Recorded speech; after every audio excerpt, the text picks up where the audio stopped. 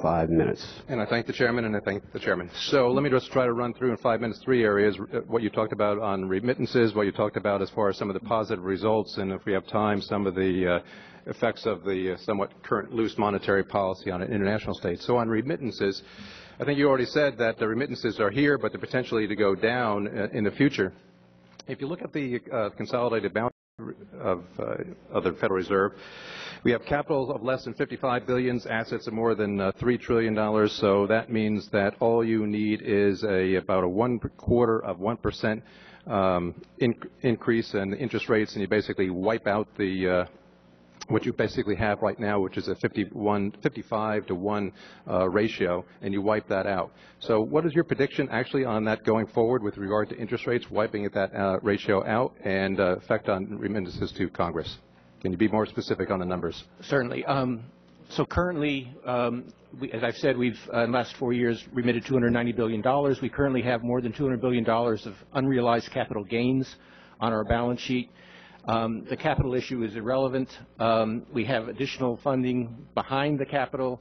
We have $3 trillion of liabilities, which are not callable liabilities, like cash, for example.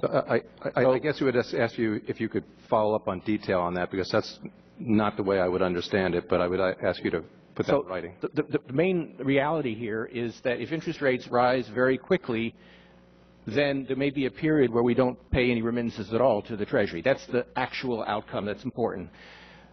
Under most, and I would say virtually all scenarios, we will be sending remittances to the Treasury of substantially higher than the norms established before the crisis. So since my time is limited, so what we're looking at here is around $90 billion roughly in remittances.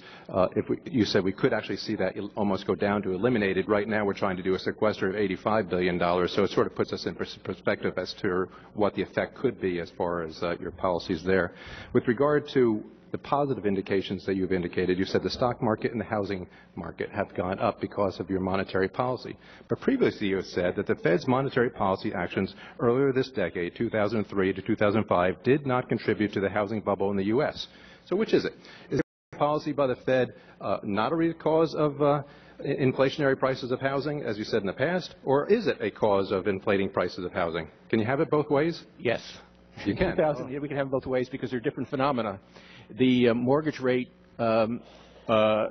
it's a quantitative thing. So the house prices are going up a reasonable amount given the strengthening of the housing market, given the strengthening of the economy, given where mortgage rates are. But the amount of movement in mortgage rates in the early part of this last decade were around 6%. That can't explain why house prices rose as much as they did. Maybe there's a small contribution, but it certainly can't explain the big run-up and then the decline. But so now it is. So the other area you indicated why we should say your policies are working in a cost-benefit analysis is the stock market. I'm sure you're familiar with Milton Friedman's work that says that people only really consume off of their permanent income, which basically means that you don't consume increased consumption because your stocks have gone up in the marketplace. And to that point, I know Ms. Capito asked a question as to what seniors should do in this indication, and you said, well, take it out of some fixed assets and put it into the stock market.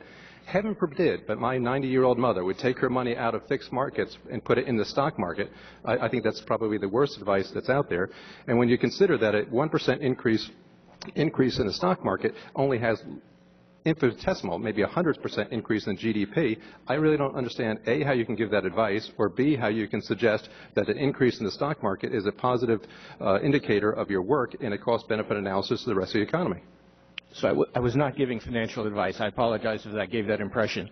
I was just saying that investors generally... asking you the question, what should you be doing in the benefit to the seniors? What should we say to the seniors? And your comment... My advice, what I was saying was that the economy will get stronger because of good policies, and that in turn will cause rates to rise in a sustainable way. If we were to rise prematurely, we would kill the recovery and rates would come down and we would have a long-term situation with very low rates. But wouldn't you have...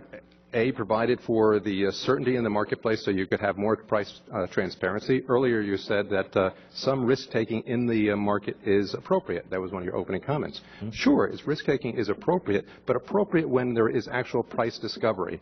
When you have a market that is distorted as it is right now by the Fed's monetary policy, you really don't have true price discovery. And so when you do risk-taking now, it's based upon not really knowing what the appropriate value is of land prices, equity markets prices are. So risk-taking now is worse than risk-taking is when the Fed's action do not distort the marketplace. If you would say, thank you.